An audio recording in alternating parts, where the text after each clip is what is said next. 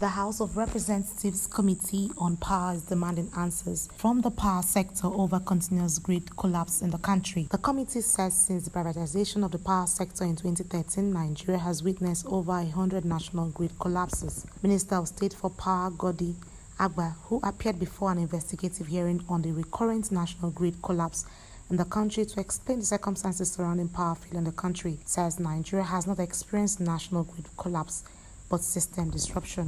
Blackout is not a collapse, but blackout can result from collapse as well as disruptions. But this one we have had this year, we've had 4 of them, but they have not been collapsed, is disruption.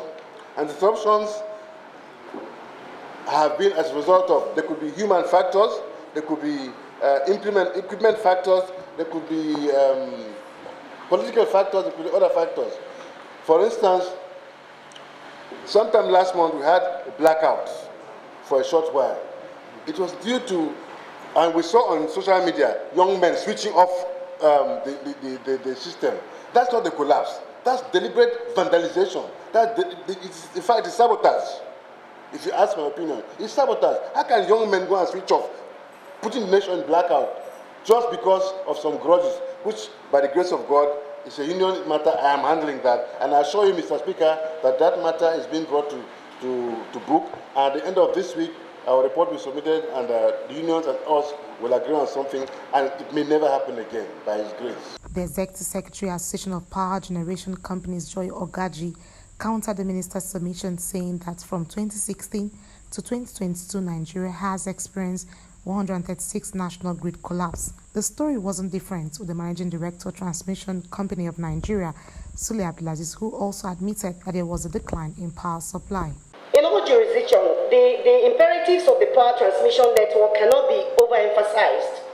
Transmission network constitutes the vital channels of the entire power value chain, as the growth of the power sector is contingent to development of a robust and a non-collapsible, underline and in quotes, and a non-collapsible transmission grid or network.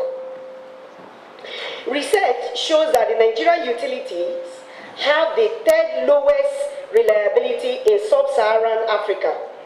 90% of grid connections are considered unreliable, and outages are longer or more frequent in rural areas. This is an international research that I quoted. Customers often average just 2 hours per day of unreliable, low-quality electricity service. The incessant national grid now redefined system disturbance. In the past 9 years, exactly 31st of October this month, the privatization of the Nigerian power sector will be exactly 9 years. And we will be 126 years since power was first generated. At this rate of 4,000, we are doing about 31 megawatts per annum.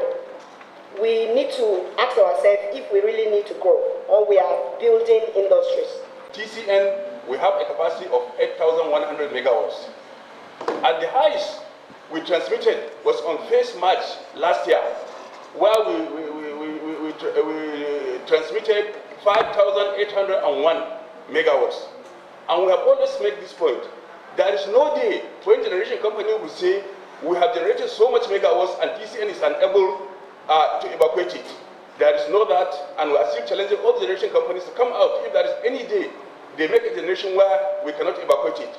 We have a generation capacity of 8,100 and we still stand by that. Chairman of the committee, Honorable Magaji Aliyu, stated that they would constitute a technical committee to compile their reports and recommendations to prevent future occurrences, as the committee is not to witch hunt the stakeholders, but to find a lasting solution to the problem. And for emphasis, we are not here to find faults. We are here to find solutions. We understand the image of the problems, and we are here to give the required legal backing and assurances of funding to this sector. So we expect to hear the truth, nothing but the truth from you. I'm happy we have your policeman here, NAC is here. They will be able to punish appropriately where there are sanctions. Other lawmakers expressed dissatisfaction with the explanations of the various stakeholders who made submissions at the hearing and called for the upgrade of TCN installations across the country to avoid frequent system collapse. Annie T. Patrick, Core TV News, Abuja.